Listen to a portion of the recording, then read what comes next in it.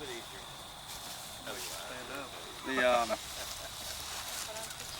Our big spade is just the same brand, but instead of having 3 blades, it's got 4 blades. It has a door that opens up in the front, out, and it has 4 blades that go down.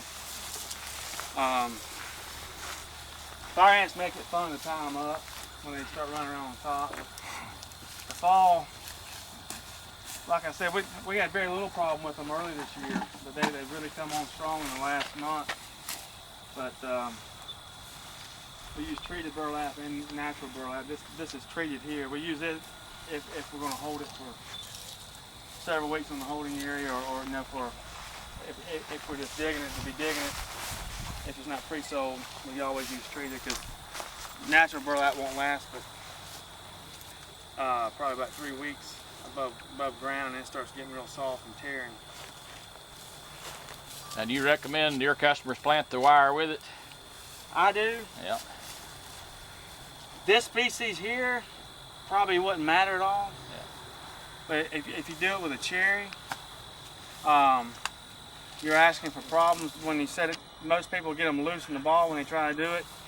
If you have to do it for architect, what I recommend doing before you set it in the hole, it's almost impossible to do it if you don't have straps on it. A lot of people, I'm not saying what state they're from, they don't put straps on their trees.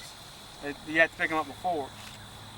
North Carolina and the one that starts with a T, they don't use straps.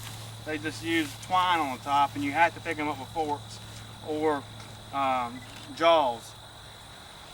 If you have a strap on there, you can pick it up and you take a wire cutter and cut the bottom before you put it in the hole.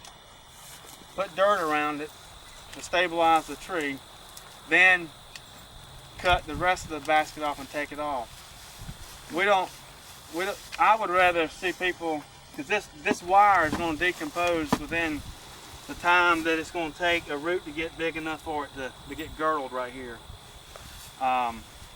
We feel like people doing more damage by shaking the dirt off and potentially getting, breaking the roots up more by taking it off than keeping it on. But if you do nothing else, you've got to cut the burlap off the top and take the strap off. Especially like on a 2-inch tree, we got a lot of excess burlap, and a lot of times we wrap it around the trunk and tie it, and that can stay on the tree for 2 years before it rots, because it's got probably 2 wraps and a knot. We tell people they do nothing else, cut the burlap off, and cut the strap off.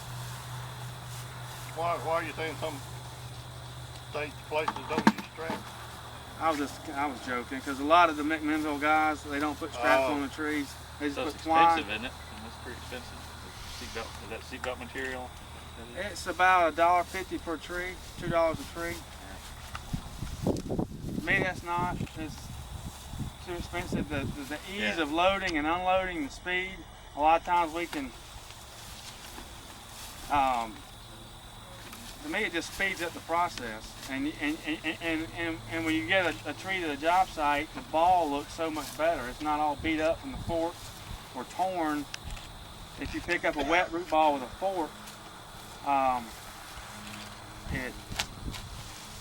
to me it just looks bad. It just looks, being a landscaper too, and being able, trying to have productivity. We can move a lot quicker with this size ball. I mean, with this style setup than we can before. The other thing about baskets and not cutting them off, it's not the growth.